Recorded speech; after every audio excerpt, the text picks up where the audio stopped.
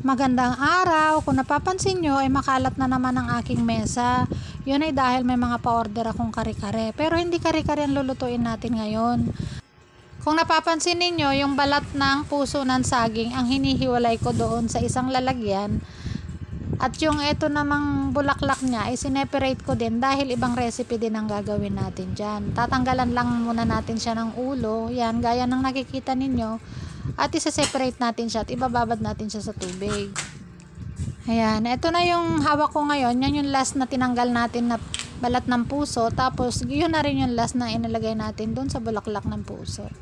Tapos, ito namang hawak ko na yan, pang kare-kare yan. Pero hindi nga yan ang lulutuin natin ngayon. Ayan, yan ang lulutuin natin ngayon. Yan ang gagawan natin ngayon ng recipe. So, tara, magluto na tayo.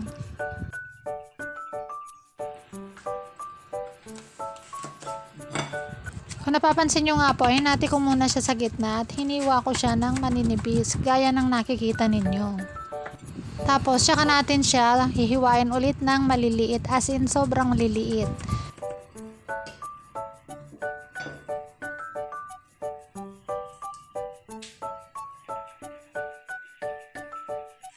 Pagkatapos natin siyang hiwain ng pino, ay ibabad natin siya sa tubig para hindi naman masyadong mangitim.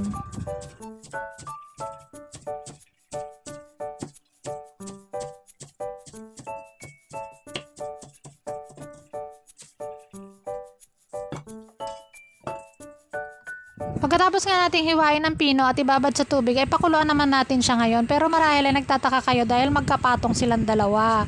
Yung nasa ilalim po niyan ay yung bulaklak ng saging na tinanggalan natin kanina ng ulo. At itong nasa ibabaw ay yung tinadtad natin. Nagtipid lang ako sa pagpapakulo kasi sayang naman ang gas. At ito na nga po yung ating pinakuluan na balat ng puso ng saging. Ayan, tinadtad lang natin siya kanina, binabad sa tubig, tapos pinakuluan. Ngayon naman ay piniga ko ng pigang-piga at saka ko siya hinaluan ngayon ng giniling na baka. Mas minabuti ko na nga palang gamitin ang aking kamay sa pagtitimpla at paghahalo ng ating lulutuin ngayon para naman pantay na pantay talaga yung pagkakahalo niya. Ayan, kung napansin nyo nga po, ay nilagyan ko na siya ng konting asin, 2 kutsaritang cornstarch, kalahating kutsaritang paminta. Marami po yung paminta nilagay ko kasi mas masarap siya pag maraming paminta. Pero yung ibang sangkap ay tansyameter na lang po, gaya nitong oregano leaves. Nilagyan ko lang po siya para naman magkaroon ng konting kakaibang lasa. Hindi ko na nga pala naipakita dyan yung paglalagay ko ng tinadtad na bawang at sibuyas dahil nalobat yung aking cellphone. Pasensya na po. Nagdagdag na nga rin pala ako dyan ng 1 pirasong itlog at yan hinahalo ko na nga rin po. Ang itlog at saka yung cornstarch, sila yung tutulong dito sa lulutuin natin para hindi sila maging buhaghag.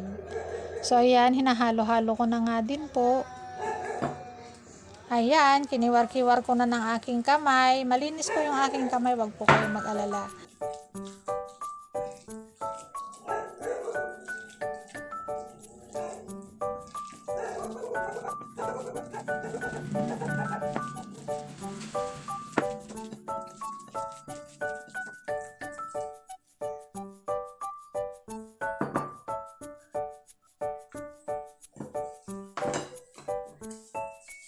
Yan, at kung napapansin nyo nga po, ay gagamit tayo dyan ng plastic. Yan ay para hindi manikit yung ating gagawing burger patties. Opo, burger patties po yung ating gagawin. Sa tulong po ng ating ginawang balat ng puso ng saging na tinadtad kanina at pinakuluan, ay makakagawa tayo ng masarap na burger patties.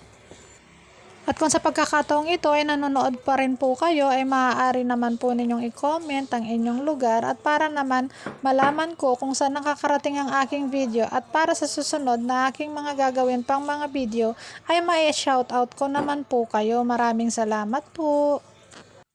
At kung hindi naman po masyadong kalabisan, ay paki-like, share, and subscribe na din po ang aking channel.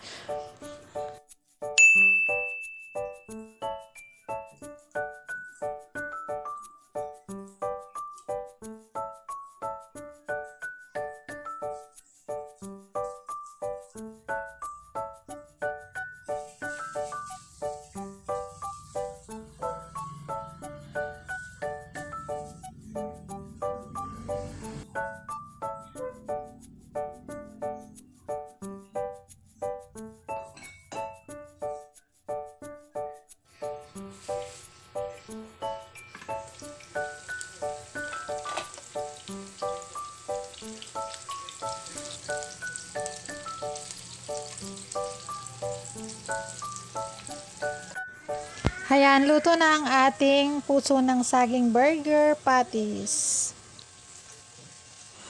Para sa ating pangalawang recipe naman ay nagpakulo lang ako ng konting tubig at naglagay ng bagoong isda. 2 kutsara. Tansya meter lang po yung gagawin natin ulit dito ha. Depende po yan sa panlasa ninyo. At dito nga ay maglalagay din tayo ng konting luya at sibuyas.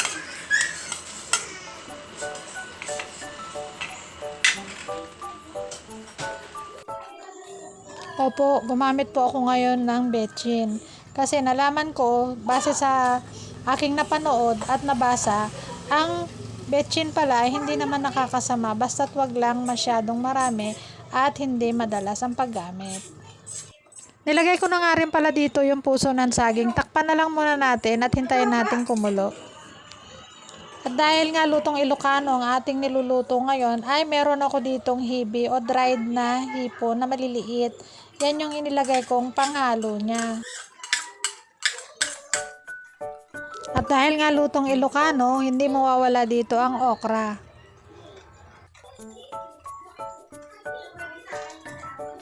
Maglalagay nga rin pala tayo dito ng talong at saluyot.